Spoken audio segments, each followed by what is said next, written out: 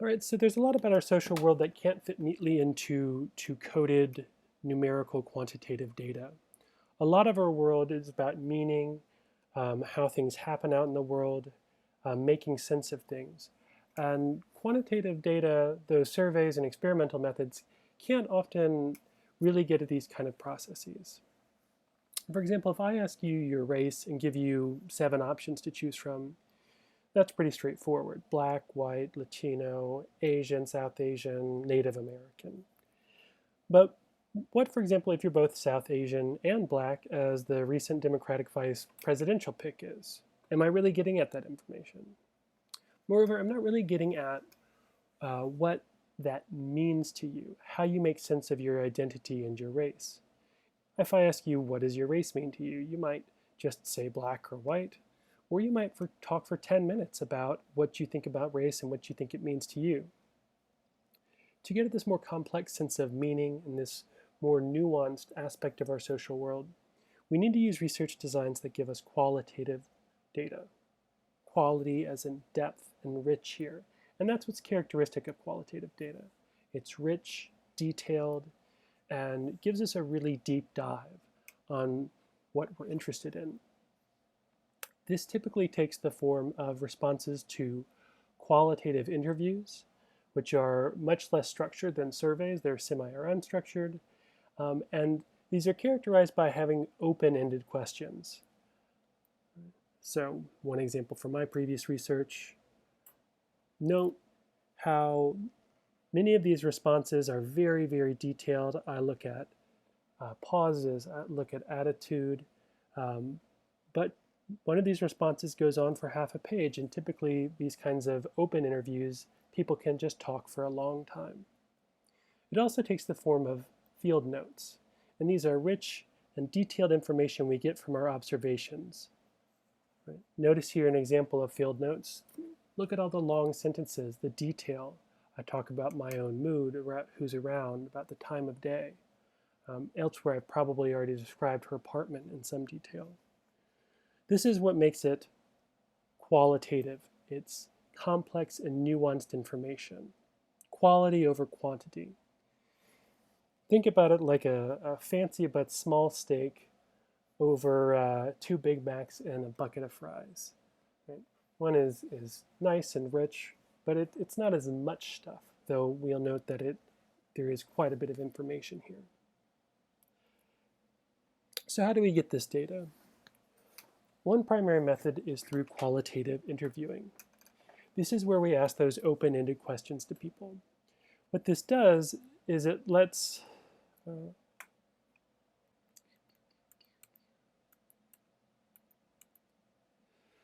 what this does is it lets us get at people's own views. Right? So lets them give us their own answers rather than choose from the answers that we provide them. So this gets at our subjects' views and gets us more subjective information. It helps us see their meaning, their reasoning, their rationalization of the world. A famous example of this is Eduardo Bonilla Silva talked to a lot of people about how they make sense of race and racial inequality. And he got to see, as they spoke to him and talked to him, how they made sense of and rationalized the fact that there's a lot of inequality around race, and they kind of explain it away through individual behaviors or through saying things like birds of a feather flock together. Now, these can be semi-structured or unstructured. Again, what characterizes them is the open nature of the question and letting the person respond. Here we see a semi-structured one. Notice there's clearly a lot of structure here, a list of questions. But because these are open-ended questions, what's interesting is many of these questions the interviewer might not even have to ask, because if people keep talking, they might just answer the question without it even being asked. Unstructured, even less here, but we still notice there is really structure, but we see it's guided by key issues and topics that the researcher wants to talk about or get information from. Again, because these give us so much information, we tend to have a smaller number of them, or a smaller N in the lingo. Because if you think about reading through those open-ended interviews, there's a lot going on there.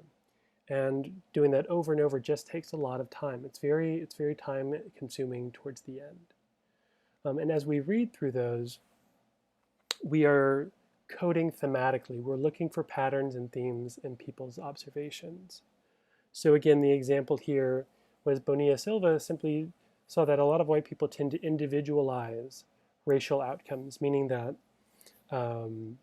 if there was racial inequality, it's because individuals make more or less good choices.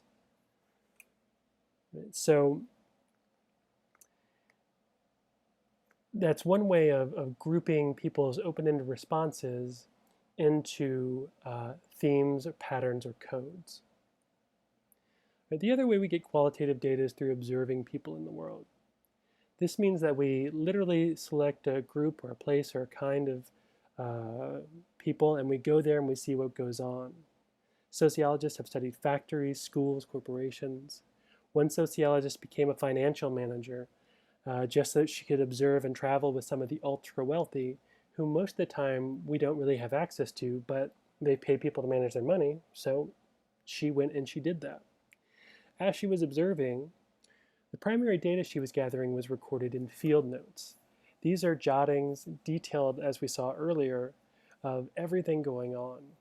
We're thinking about place, temperature, dress, even our own mood and that of others, the tone of voice people use when they speak. These are very, very rich and detailed accounts of everything that's going on. And hence they give us qualitative data. Some researchers spend years going over their observational data and publishing their findings because there's so much to be had there. And often these kind of observations lead to full book publishings as well. As we observe, we might be more or less of a participant in the activity. That is, someone might be at a bar taking notes, or they might get up and dance and join in, or they might just sit there and watch like a creeper, or, a scientist. So, for example, if one is researching female white supremacists, as Kathleen Blee did, she might not really want to take part in their activities and behavior, but she followed along and observed what they did and figured out, again, how they make sense of the world. So observational methods are really good at showing us people as they really are out in the world and social processes as they happen. You might think that having a person there observing, we do have to declare ourselves. We are not allowed to really deceive or lie to people except in very special circumstances. That people might react differently, but you'll find that, or we have found that people tend to acclimate and get used to social scientists being there. And this can give us different kind of data. One social scientist, using a couple methods, surveyed people on how often they attended church, for example, and then actually observed the number of people who attended church and noted that if everyone in the survey who said they were actually going to church went, what she observed in terms of attendance would have been much higher. Right? So